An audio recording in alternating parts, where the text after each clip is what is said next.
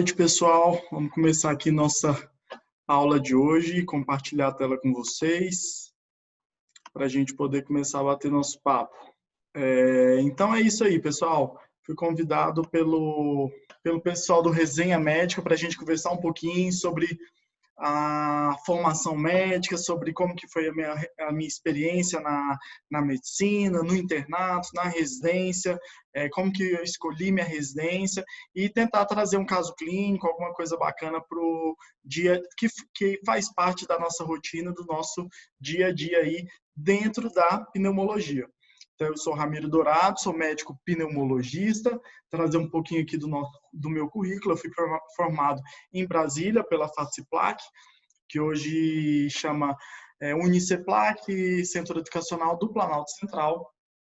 Sou especialista em clínica médica pela Secretaria de Saúde do Distrito Federal, no Hospital Regional do Gama, que foi o hospital que eu fiz o internato pela FACIPLAC. Então, eu fiz minha residência de clínica no mesmo hospital que eu tinha estudado. Foi uma das coisas que ajudou, que contribuiu para escolher o hospital, era eu já conhecer o serviço, já saber como é que era, conhecer os professores. Dentro de casa é mais fácil, né? Me formei pneumologista pela Universidade Federal de Goiás. Eu sou natural de Goiânia. Fiz minha faculdade em Brasília, fiz a residência de clínica em Brasília, depois voltei para Goiânia para fazer residência de pneumologia. Mas eu vou conversar um pouquinho mais sobre isso com vocês mais para frente ainda.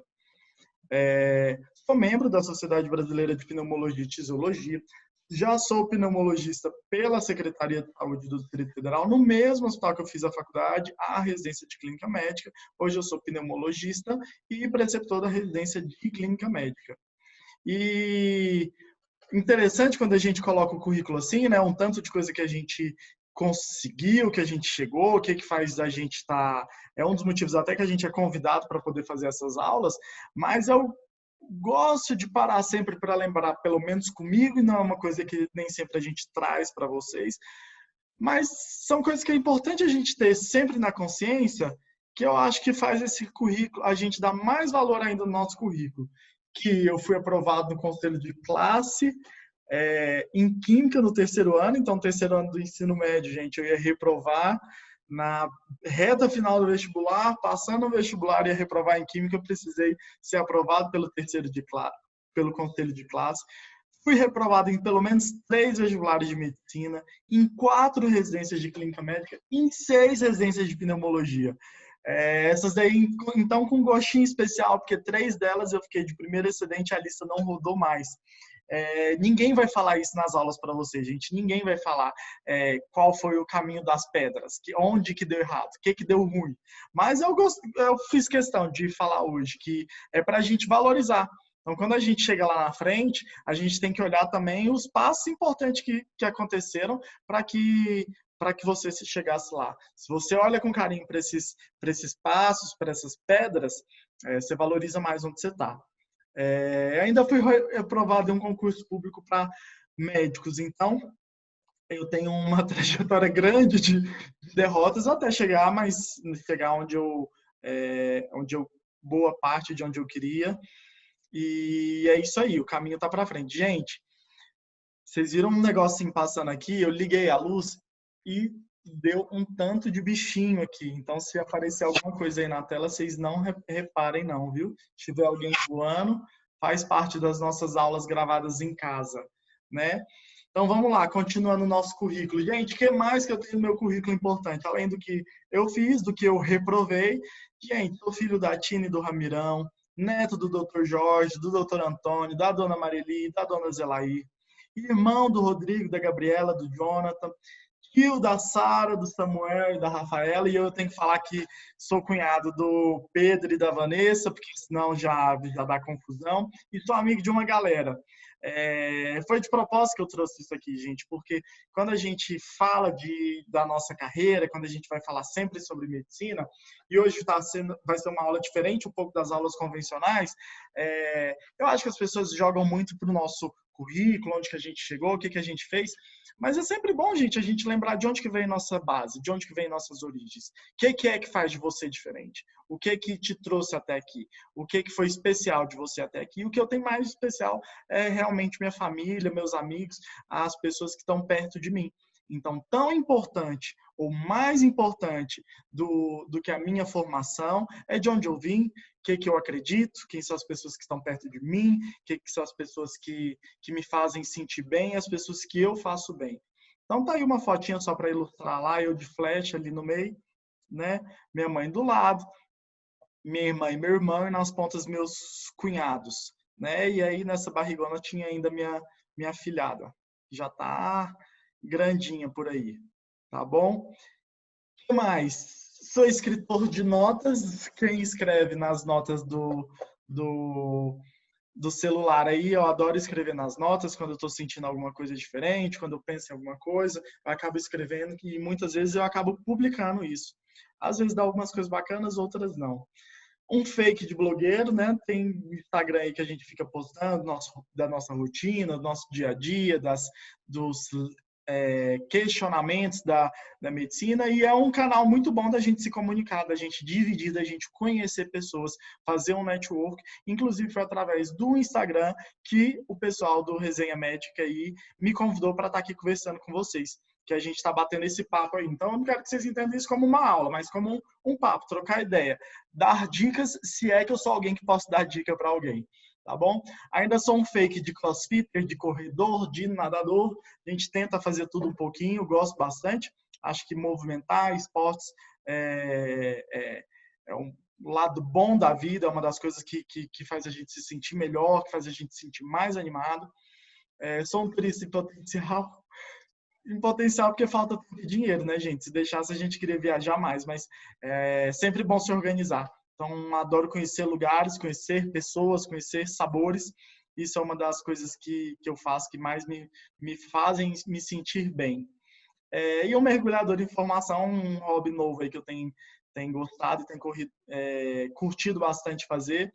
E me faz bem. E eu acho que a gente tem que procurar coisas que fazem bem. Um esporte faz bem, um hobby que faz bem, coisas que te fazem se sentir melhor, mais tranquilo, mais à vontade, porque isso aí é o que vai fazer diferença na sua caminhada, tá bom? Gente, por que pneumologia? Né? Eu acho que essa é uma grande pergunta. Eu também fiz faculdade, eu também sei que lá na faculdade todo mundo tem aquele professor da pneumologia que foi muito legal, que era um bom médico, que era um bom clínico, mas por que pneumologia? A maior parte das pessoas muita gente nem conhecia a especialidade. Agora, na época da pandemia, a gente está tendo aí nosso 1 minuto de fama, mas é uma especialidade linda, uma especialidade essencialmente clínica, com muito campo, mas que eu tive um empurrãozinho para chegar nela. Né? Eu acho que não foi eu tive uma influência bastante, e a vida é feita de influências, então às vezes isso pode fazer diferença para vocês. E a minha influência tá aí me segurando no colo, então esse bebê sorridente aí, comunicativo, já batendo um papo com a galera, estava aí no colo do meu primeiro pneumologista, que foi meu avô, Jorge Dourado, formado na Universidade da Praia Vermelha, no Rio de Janeiro, foi para Goiás, primeiro pneumologista do estado, ele foi para poder ajudar a fundar a UFG e foi dono da cadeira de pneumologia, ajudou a construir o serviço de pneumologia, e eu tenho muito orgulho de ter feito minha residência no serviço que ele construiu. Né? Então, assim, talvez a minha primeira influência foi ele, e com 5 anos de idade eu ia no consultório dele, já adorava ver aqueles raios-x no negatoscópio, e ele brincava comigo demais, e eu já falava que eu ia ser pneumologista. Nem sabia o que era, achava o nome legal, mas aí eu acho que foi a primeira vez. Não foi tão simples, ao longo da vida eu fui adolescente, eu tive um monte de outras coisas que eu pensei, prestei vestibular para educação física, para economia, para geografia, para relações internacionais. Pensei um monte de coisa, mas depois acabei escolhendo pela medicina, e aí na medicina, logo no final do primeiro ano, eu comecei a acompanhar o filho do Dr. Jorge Dourado, Dr. Ricardo Dourado, que é meu tio, que também era pneumologista. Eu acho que antes de acabar o primeiro ano da faculdade, eu já estava muito envolvido, já gostava muito da especialidade, já estava assim, ansioso para quando eu chegasse na época de ter a especialidade na grade da faculdade. Eu sou o filho mais novo dos meus irmãos lá da minha mãe, e minha irmã mais velha é médica também e fez alergia. Então, eu tive um processo, uma pessoa maravilhosa que me influenciou bastante, que me ajudou bastante, que eu acho que deixou tudo mais leve. Eu fui, sim, um privilegiado. Fiz faculdade onde ela estudava, morei com ela, muitas das coisas ela triou, abriu o caminho para mim. E ela fez uma especialidade que conversa muito com a pneumologia, que tem muito de pneu. Então, ver minha irmã entrando numa especialidade, com a influência do meu tio, do meu avô, me caminharam, me empurraram para essa escolha que eu sou extremamente feliz de ter feito. Lembrar, gente, que o caminho das pedras, então no final do primeiro ano da faculdade de medicina, eu já estava sabendo que eu queria ser pneumologista, e aí, para poder chegar nesse caminho, eu tive que fazer o quê? Passar pela residência de clínica médica. Então, eu não tive dificuldade em escolher qual residência eu ia fazer a residência de clínica médica, que era o pré-requisito para eu ser pneumologista. E aí, tive 2 anos da residência de clínica médica, que eu fiz no Hospital do Gama. Quando eu prestei prova de residência de clínica, na Secretaria de Saúde de Brasília, ele funcionava em forma de leilão, a gente escolhia os hospitais, eu prestei prova em outros hospitais, mas acabou que no final das contas eu decidi pelo Hospital do Gama, que era o hospital que eu já conhecia, o hospital que eu tinha me formado, que eu conhecia o serviço de pneumologia, e acabei não indo para outros lugares. E aí, terminada a residência de clínica médica, eu ia ter que chegar na residência de pneumologia, que era o objetivo, terminar ela. Né? Então, fazer essa caminhada aí, são pelo menos um período longo até chegar lá no final. E aí, na residência de clínica médica, muita gente pergunta, gente, mas o que é residência de... Assim, vocês eu acho que já não vão ter essas dúvidas, mas leigo, você fez residência de clínica, você é clínico, clínico geral, o que você faz, né? Então, assim, lembrando um pouquinho, passando pelos rodízios, nos estágios da residência de clínica médica, a gente roda na própria clínica médica, que é uma enfermaria de medicina interna, uma enfermaria de clínica médica, rodava no pronto-socorro, tanto nos plantões, quanto na enfermaria do pronto-socorro, na gastro, na pneumo, na cardio, na nefro, na endócrino, na reumato, na hemato, na infecto, na oncologia, no box de emergência, na UTI, rodei em centro de saúde, rodei no eletivo. Então, assim, as residências elas funcionam de forma diferente, mas a minha residência ela era dividida em meses, nós éramos 12 residentes do primeiro ano, 12 residentes do segundo ano. Cada mês você estava em um estágio, alguns estágios você repetia nos 2 anos, e aí você tinha um período de eletivo ainda, que você podia escolher no último ano para onde voltar, e ainda tinha um mês de férias, que às vezes a gente não valoriza esse mês, e não é mentira, gente. As pessoas na residência começam a trabalhar, a parte econômica é uma parte bem complicada na residência de clínica médica, e as pessoas deixam de valorizar o mês de férias. E, gente, não façam isso. Se organizem antes, mas curtam suas férias. Vão lá, pare seu tempo, vai viajar, vai para a praia, vai ver sua família, mas descansem. Se organizem para poder conseguir fazer tudo, para vocês conseguirem passar por todos os passos, inclusive descansando nas férias, que isso é bom para a sua saúde mental. A minha residência de clínica médica era um ambiente extremamente agradável, que hoje, por sinal, eu sou suspeito, né? Eu tenho um conflito de interesse, porque eu sou preceptor da residência, mas eu acho que era um ambiente extremamente agradável, era um ambiente que os staffs eram muito, muito próximos dos residentes, a gente não tinha aquele clima de pressão, de tensão, que muitas especialidades têm, que muitos serviços têm. Então, era uma residência muito saudável, até onde ela conseguia ser saudável. Mesmo sendo muito saudável, eu acho que assim, 9 dos 12 residentes terminaram o primeiro ano tomando algum tipo de ansiolítico ou de antidepressivo. Vocês viram que o mosquitinho entrou aqui de novo, né? Então, gente, mesmo estando num ambiente teoricamente saudável, uma residência mais com menos pressão, num ambiente melhor, muita gente ainda sofreu com ansiedade, com depressão e precisou tomar antidepressivo, inclusive eu. tá bom? Então, quem tem a oportunidade de trabalhar comigo, rodar comigo, fala, nossa, mas é muito tranquilo, tá sempre olhando pelo lado bom, tá sempre...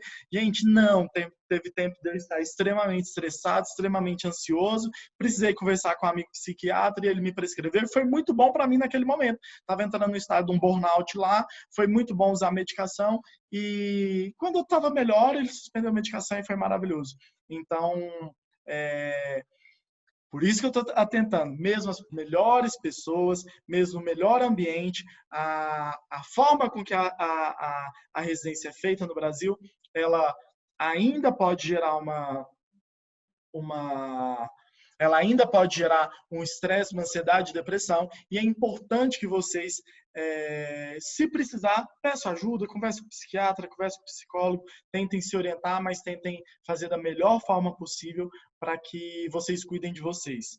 E aí, gente, quando eu terminei a residência de clínica médica, eu estava extremamente estressado, extremamente ansioso, vivendo um burnout, e aí isso é um processo muito ruim, porque a gente termina a primeira residência, apresentando TCC, estudando para a prova, gastando um rio de dinheiro com as provas, e sem nem saber se você está em fevereiro numa cidade onde você vai morar em março.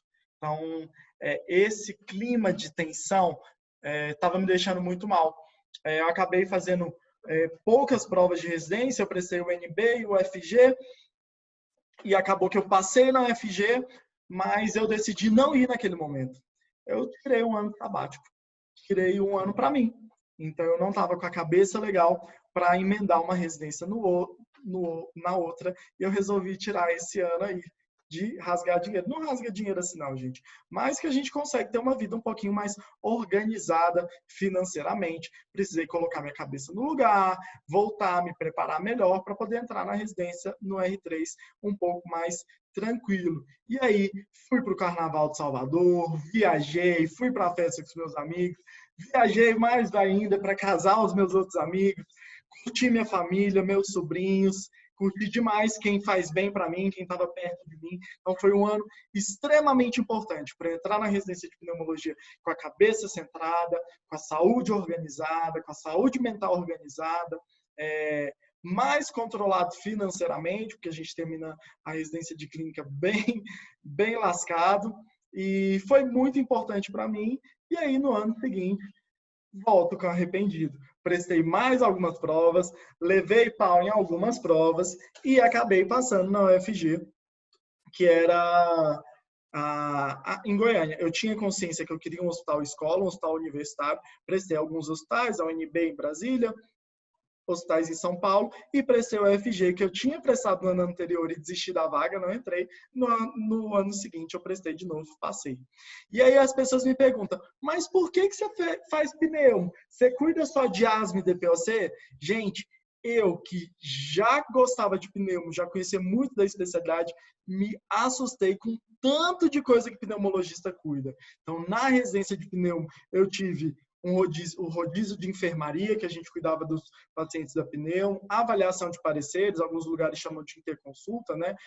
Da opinião do especialista em outros pacientes de outras clínicas, passava no ambulatório de pneumologia geral, de asma grave, que são quase que dois ambulatórios, na verdade são dois ambulatórios diferentes, quase que duas doenças complementares, mas muito diferentes na abordagem.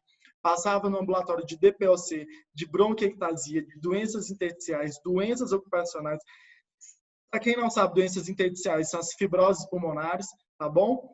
Então, são a fibrose pulmonar idiopática, as doenças do colágeno que geram fibrose pulmonar, fibrose pulmonar secundária à medicação. Doenças ocupacionais são aquelas doenças que geram alterações pulmonares relacionadas ao trabalho, né? Então, você vai lembrar da silicose, da amiloidose. Pulei ali bronquiectasias também, acho que vocês sabem, mas a gente costuma ter um ambulatório específico para o tratamento de pacientes com bronquiectasia. Passava pelo ambulatório de circulação pulmonar, que é cuidar da hipertensão pulmonar, dos pacientes que tivessem embolia pulmonar crônica, doenças do colágeno que gerassem alterações da circulação pulmonar.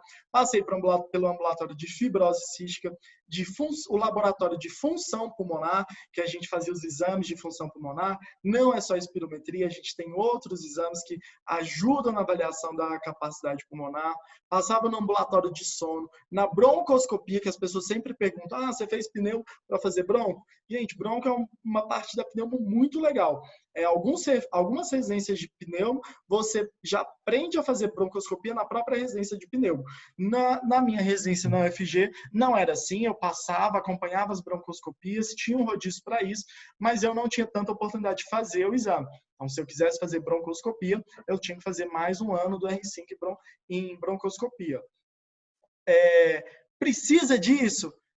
Não, gente, é muito legal para quem faz, mas para quem não faz, a gente ainda tem muito campo no mercado sem precisar fazer broncoscopia, tá bom? Passava no ambulatório de risco cirúrgico, eu acho que as pessoas nem lembram, mas boa parte das doenças, cirurgia bariátrica, cirurgia de otorrino, outras cirurgias de doenças pulmonares, a gente precisam da avaliação do pneumologista. Tinha um ambulatório de nódulos pulmonares, que é uma demanda gigante no ambulatório e no consultório. Então, um ambulatório de tuberculose, de tabagismo, que também gera bastante demanda no consultório.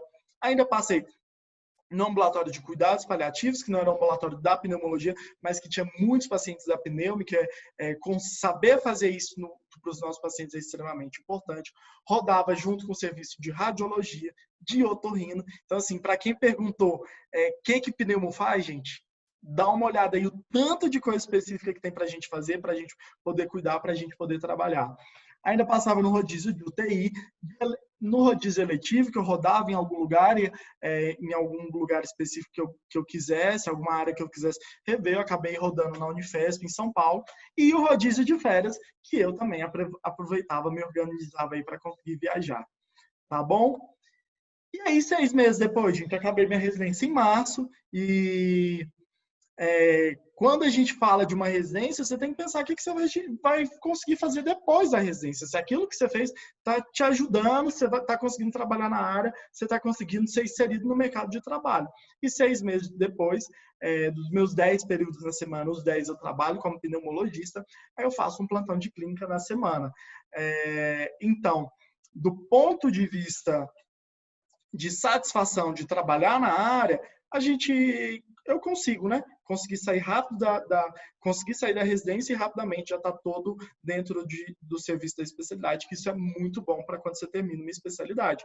Boa parte dos residentes, eles terminam a sua especialidade e demoram bastante tempo até conseguir se desvencilhar dos plantões de clínica para ficar realmente só no consultório ou no plantão da sua especialidade. Tá bom? E aí as pessoas perguntam, mas doutor, como escolher a especialidade? O que o senhor acha? O que o senhor indica? Então eu vou dar aqui bem minha opinião, fonte eu, tá, gente? Isso aí cada um vai palpitar. Mas eu acho que coisas importantes que a gente deve lembrar na hora de escolher a especialidade, a primeira é o que você gosta. Não adianta você tentar ir para uma coisa que você não gosta, que você não vai se dar bem, que você não vai se adaptar. Segunda coisa muito importante que não falam, onde você quer morar? Tá? Então, quando você vai escolher especialidade, gente, você tem que saber para onde você vai. Não adianta, por exemplo, você ir para um serviço de hemodinâmica, se formar num puta lugar, se você pretende morar numa cidade de 3 mil habitantes que não tem como montar um serviço de hemodinâmica. Então, assim, doutor, eu vou morar numa cidade de médio porte, que ainda não tem tanto especialista. Então, talvez se você conseguir montar lá um serviço de especialidades que precisa de menos procedimento, mas que você consegue montar. Então, assim, primeira coisa, você tem que olhar para onde você vai morar. O que você está pensando da sua vida e qual o mercado dessa especialidade onde você quer morar. Tá bom? Então, assim, gente, na faculdade a gente só pensa no que a gente gosta, no que a gente quer fazer, mas medicina está cada vez mais disputada. É uma batalha para a gente entrar no mercado de trabalho. Então, você olhar para isso antes de escolher a especialidade é muito importante para não chegar lá na frente e você se arrepender porque fez algo que você não está conseguindo ter retorno, que você não está feliz, que não está conseguindo entrar no mercado de trabalho. E aí as pessoas ainda perguntam, tem algum segredo para aprovação na residência? Então, gente, Acho que também isso aqui é uma coisa que dá certo para mim, que eu falo para os meus alunos, não tem um segredo absoluto, mas eu acho que o primeiro passo, gente, é se preparar para a prova. Então, assim, você tem que conhecer a prova de onde você quer prestar, o lugar que você quer prestar, estudar mesmo, se dedicar para poder se preparar para a prova, preparar para o currículo, e aí eu acho que está um erro fatal das faculdades. Quando você começa a se preparar para o currículo, começa naquelas atividades extras curriculares que a gente faz durante a faculdade, começa a receber certificado. O grande problema, você não olha o edital de onde você vai prestar a prova lá na frente e começa a preparar o seu currículo focado naquilo. Então, às vezes, a gente faz um monte de atividade na faculdade que na faculdade é legal, o professor chamou, não sei o quê, vai dar certificado, mas você está fazendo um monte de coisas que não te aproveitam lá para frente. Então, uma boa dica é assim, já tem mais ou menos o lugar onde você quer prestar, onde você quer fazer, comece a dar uma olhada nos editais desses lugares, porque eles mudam pouco ao longo dos anos, ver o que realmente pontua. Então, por exemplo, tem lugar que o ACLS pontua da forma de qualquer outro curso, da forma de um curso que você fez aí na sua faculdade. Tem lugar que o ACLS tem um ponto muito grande e o BLS pontua igual. Então, às vezes, dependendo do lugar, você não precisa se preocupar tanto em fazer o ACLS, BLS, ATLS, mas dependendo do lugar, até mesmo que se você já faz o ACLS, você já passa pelo BLS. Mas dependendo do lugar, você ter os dois certificados vai ser muito importante. Então, você tem que começar a olhar o currículo, o que eles pedem no currículo e montar o seu currículo já direcionado, para você poder otimizar o seu tempo, para você focar nas coisas que realmente importam. Eu tinha um monte de certificado de um monte de coisa que gastei tempo, gastei esforço que não me adiantou em nada depois. Mas ainda fui um privilegiado, que eu entrei na faculdade, minha irmã estava lá na frente, eu comecei a ver como que ela estava enfrentando a questão dos currículos, das provas de título, eu comecei a me preparar meu currículo no segundo, terceiro ano, isso me ajudou bastante. E outra coisa que vai ser fundamental para a sua aprovação vai depender da concorrência, gente. Então, tem especialidades mais concorridas que, mesmo que você tenha se preparado, mesmo que você tenha preparado currículos, você tenha feito tudo certo, a concorrência é muito alta. E está tudo bem não passar. Continua, foca, estuda de novo, no outro ano tenta de novo. Tá bom? Então, acho que isso aí é o tripé básico para a sua aprovação na residência. Você tem que pensar nesses pontos na hora de escolher a faculdade, a residência, na hora de escolher o lugar que vai prestar, escolher a especialidade e se preparar para isso, tá bom? E aí, gente, eu quero lembrar que vocês, durante a formação médica, na nossa evolução de calouro até especialista, você tem pelo menos 10 anos nessa caminhada, gente. E 10 anos em média, muitos lugares vão demorar muito mais, dependendo da especialidade, vai demorar muito mais. E nesses 10 anos, gente, você precisa viver. Você precisa entender que não dá para ser só médico, não dá para ser só a medicina. A medicina tem que ser uma parte importante, mas não pode ser toda a parte da sua vida.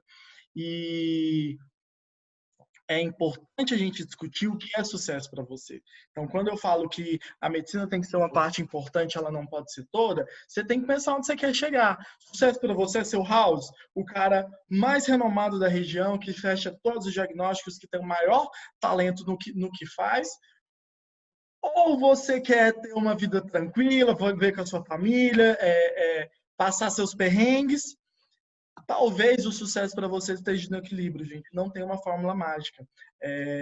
Não adaptem o sucesso dos outros para o sucesso de vocês. Então, entenda a jornada que você vai passar, mas ela não pode ser o mais importante na sua vida. Quando eu escrevi esse texto aí, quando foi que a medicina roubou a sua vida, era exatamente isso que eu queria lembrar de vocês. Que essa jornada de 10 anos que você precisa dar para a formação médica, mais o que vem depois, ele é inevitável. Então, o estresse que você vai passar nesse período é inevitável. Mas entendendo que isso vai precisar, que isso vai acontecer, comece a se organizar. Tenha tempo para viver. Separe seu tempo para as coisas importantes, para as pessoas que você gosta, para as coisas que você gosta, que isso vai ser importante para você. Isso vai fazer você, inclusive, ser um melhor profissional. Tá bom? Mas voltando aí, Falamos um monte de coisa aqui sobre formação, carreira, e aí as pessoas perguntam como que é o dia a dia, e eu trouxe um caso clínico aqui para a gente poder discutir um pouquinho. Tinha inicialmente conversado sobre fazer um caso de Covid, mas Covid, gente, está sendo importante agora, mas não é o dia a dia do pneumologista. Então, eu resolvi trazer um outro caso clínico que vai ilustrar um pouquinho o que a gente recebe no hospital, o que a gente faz na pneumologia. Então, eu recebi uma paciente na emergência do Hospital do Gama, que é o hospital que eu trabalho com a residência. O paciente foi admitido na sala vermelha, acompanhada do médico, então veio de um serviço menor para o nosso serviço. E ela deu entrada com uma história de tosse há 8 dias, que piorou há 4 dias, começando com expectoração esverdeada, associada a piora da dispneia, astenia, mialgia e febre. A paciente já tinha uma história de dispneia há 5 anos, que piorou nesses últimos 8 dias, um tabagista de pelo menos 40 maços anos e pertence ao uso de losartana. No exame, ela estava em grave estado geral, mais lúcida, fazendo uma frequência respiratória de 50 incursões por minuto, uma saturação de 77% sobre máscara de Venturi a 50% a 15 litros por minuto, uma PA 90 por 60, tendendo a hipotensão, mas ainda não estava hipotensa, uma frequência cardíaca de 130, a temperatura axilar normal. Na ausculta cardíaca, ela tinha umas agulhas hipofonéticas, na ausculta respiratória, ela tinha sibilo difuso e estertores grossos no terço inferior do hemisfério esquerdo. Extremidade não tinha edema, mas tinha um tempo de enchimento capilar lentificado. Então, vamos lá. Hipótese diagnóstica, gente. O que vocês acham para essa paciente? Aí já me faz a cara da Nazaré. Eu pergunto isso, residente interno já faz cara de assustado. E aí, o que você acha? Sabe nem organizar. Foi tanta informação, tanta coisa acontecendo. O que está acontecendo? Então, o Titi vai lá tentar esclarecer, explicar um pouquinho melhor. Então, a nossa paciente tinha tosse, expectoração, febre, mialgia, piora da dispneia. Que dispneia? Essa dispneia que ela tinha 5 anos. Tabagismo, uma frequência respiratória de 50 incursões por minuto, uma saturação de 77%, frequência cardíaca de 130, sibilos difusos, estertores em base e enchimento capilar lentificado. Gente, às vezes é bom você listar o problema. Listando o problema, você já começa a olhar melhor para que pode ser isso aí. Olha, veja que eu deixei uma dica lá para vocês. Ela estava saturando 77%, mas estava com 15 litros por minuto de oxigênio. E aí, gente, vamos tentar parar aqui para analisar algumas coisas que é a primeira coisa que eu precisava que você percebesse. Essa paciente estava com uma febre, uma queda da saturação e uma frequência respiratória e uma frequência cardíaca aumentada. Queda da saturação e principalmente aumento da frequência respiratória. Gente, de cara, o que eu preciso que vocês saibam? Que essa paciente está o quê? Com aumento da frequência cardíaca, aumento da temperatura, aumento da frequência respiratória, queda da saturação. Por critérios de CIS, essa paciente tem sepse, gente. E esse diagnóstico de sepse, ele tem que ser um diagnóstico que a gente faz na hora que avalia o paciente a primeira vez. Não quero agora que você me conte que ela fumou, que ela tinha uma casa passarinho em casa, não quero nada. Eu preciso que você resolva o que pode matar essa paciente. Então, e isso é o grande diferencial da medicina de emergência. Tentar olhar de forma crítica, de forma consciente para as condições que vão ser mais importantes para a paciente naquele momento. Então, a primeira coisa que a gente tinha que identificar era que ela estava com sinais de sepse. E a segunda coisa que a gente tinha que identificar e ameaçar a vida dessa nossa paciente é que ela tinha uma frequência respiratória de 50, uma saturação de 77. Isso é insuficiência respiratória aguda. Ela teve um quadro aí agudo de piora do padrão respiratório e ela está evoluindo para uma insuficiência respiratória aguda. E aí, gente, para tudo. Você precisa olhar para esse paciente e identificar isso, porque é isso que vai matar seu paciente. Então, tem mais diagnóstico? Tem mais diagnóstico. Vocês vão conseguir falar isso comigo. Mas esses dois são os mais importantes da gente identificar na hora, começar as condutas para poder ajudar a nossa paciente. O que mais que eu tinha de diagnóstico, então? Então, minha paciente tinha dispneia, 5 anos, tabagismo. O que a gente vai lembrar? 3 critérios para o DPOC. Exposição, principalmente exposição tabágica. Critério clínico, se ele tem tosse ou falta de ar há mais de 1 ano. E se ele tem a espirometria. Eu não tinha a espirometria da nossa paciente, nem ia conseguir fazer agora. Mas se ela já tinha 2 critérios, ela já tinha muito provavelmente um DPOC presumido. E ela ainda tinha lá sibilos, sinal de doença brônquica. A gente já imagina que nossa paciente tem DPOC, né? que mais que ela pode ter? Nossa paciente tinha tosse, tinha expectoração, tinha piora da dispneia. Eu estou imaginando que ela tem um DPOC e ela tem piora da tosse, piora da expectoração e piora da dispneia, e isso é um critério clínico para a gente falar que ela tem uma exacerbação do DPOC. E além de DPOC e exacerbação do DPOC, eu tenho que lembrar ainda que minha paciente tinha tosse, expectoração, febre, mialgia, piora da dispneia, frequência respiratória aumentada, hipoxemia e setores em base do pulmão. O que a gente tem que lembrar de pneumonia? Então, pensando nesses diagnósticos aí, o que eu vou conversar? As coisas que eu vou precisar pensar para minha paciente fazer? Então, qual é a conduta que a gente vai fazer? Quais hipóteses diagnósticas? Vamos escrever aqui nossas hipóteses. sepsis, CIRS, insuficiência respiratória, pneumonia ou uma exacerbação do DPLC, a gente não vai conseguir diferenciar muito nesse momento, mas ela tinha um DPLC e ainda tinha tabagismo, que tabagismo é um diagnóstico. Qual a conduta? Aí meu residente faz essa cara, de quer morrer. Aí ele me olha e dá uma risadinha. Mas não, gente, dá pra gente pensar. Então, se eu tô pensando lá, ela pode ter uma hipoxemia, que ela está tendo uma hipoxemia, que ela tem uma insuficiência respiratória aguda, eu vou lembrar que a insuficiência respiratória ela tem duas causas básicas e uma delas gera hipercapnia. O paciente retém CO2. Então, se meu paciente está com uma frequência respiratória de 50, está desaturando, eu estou vendo que o meu paciente é DPOC, eu posso pensar que ele tem uma hipercapnia e não adianta ofertar aquele O2 a 15 litros. Então, a primeira coisa, diminuir a FO2 oferecida.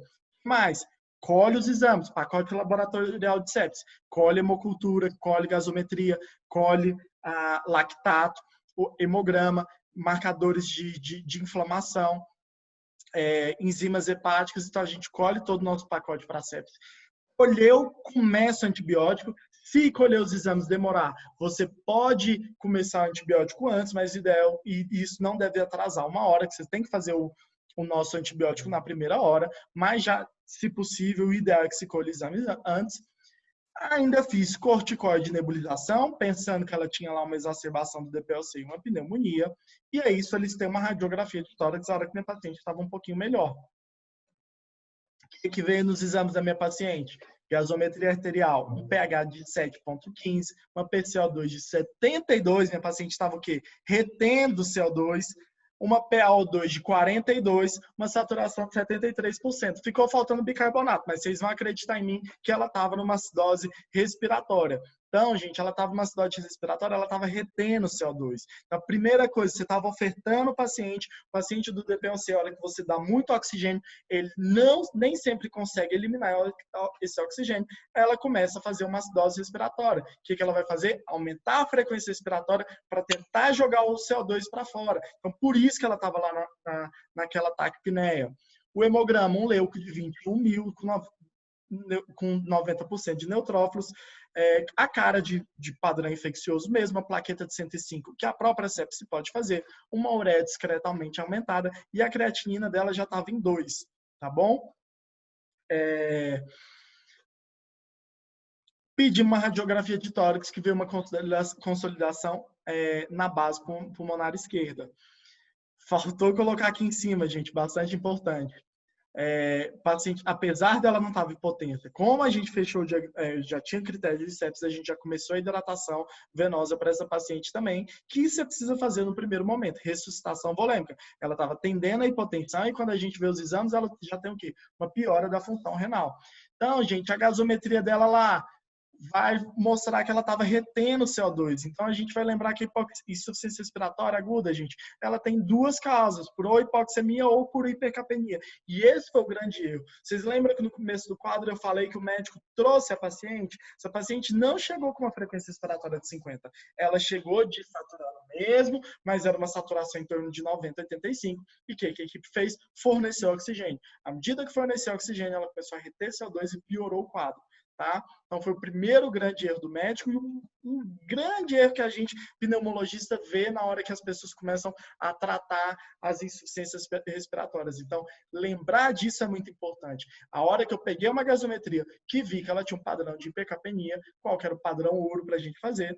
AVNI, Então, eu ia ajudar, colocar esse paciente numa ventilação não invasiva, tentar retirar aquele CO2 que ela estava lá, diminuir a oferta de O2, mantive lá no máximo em 5 litros por minuto, e comecei ainda os broncodilatadores do DPOC, para tentar diminuir o volume residual, diminuir o espaço morto pulmonar, para que esse paciente conseguisse melhorar a troca e liberar mais o CO2, tá bom? No dia seguinte, minha paciente já estava estável no leito, desperta, referindo melhora do quadro geral, melhora da dispneia, melhora da astenia, mantinha aí no padrão de tosse e de expectoração. Sinais vitais dela já estava saturando 92% com 1 litro por minuto só, uma frequência respiratória de 22, mantendo uma pressão boa.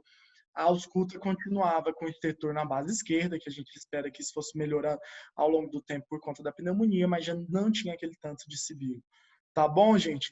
Então, basicamente, por que eu resolvi trazer esse caso clínico? Eu acho que é um caso que ilustra bem o nosso dia a dia na pneumologia. Pacientes, às vezes, graves, com padrões graves, com um conjunto de doenças ameaçadoras à vida e que a gente tem que saber diferenciar o que a gente vai precisar resolver na hora, com o que com o diagnóstico de base daquele paciente, com o melhor tratamento para o seu paciente.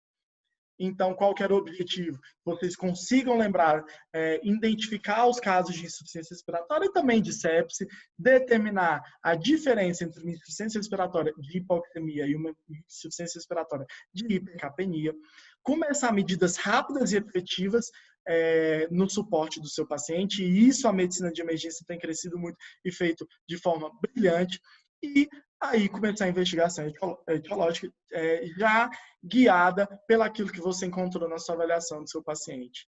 Tá bom, gente? Eu acho que era isso aí, um caso clínicozinho rápido, mas bacana, que a gente consegue discutir um pouquinho sobre as situações da pneumologia. Esse aí foi um texto que eu escrevi semana passada, estava já viajando no aeroporto de Viracopos e postei lá no meu Instagram. E aí, gente, o que eu falei foi o que faz diferença no bom médico nem sempre é o quanto você sabe, mas o quanto ele se importa. Então, nem sempre você vai conseguir saber tudo, você vai descobrir tudo, mas se você se importa com seu paciente, você vai correr atrás de quem sabe, você vai pedir ajuda, você vai ligar, você vai contactar, você vai buscar, e isso vai ser talvez mais importante, vai ser o que vai fazer diferença na vida do seu paciente. Tá bom? Quem quiser seguir lá, tem o Instagram, Ramiro Dourado. Se alguém quiser tirar alguma dúvida, alguma coisa, pode mandar lá, doutor.ramiro Dourado. Se quiser, também pode mandar no e-mail. Beleza, pessoal? Muito obrigado pelo convite. Espero que tenha sido proveitoso para vocês. Espero que vocês tenham curtido aí. Quem tiver curtido, manda um joinha, segue aqui no canal. Mentira, não tem canal, não tem joinha. Mas quem tiver curtido depois, manda um recado lá pra gente, que a gente gosta desse feedback. Quem tiver dúvidas, comentários, alguma coisa interessante que quiser fazer, pode mandar. Estou sempre aberto ao convite. Espero que tenha sido legal para vocês. Tá bom? Era só isso. Boa noite. Fiquem com Deus. Aquele abraço.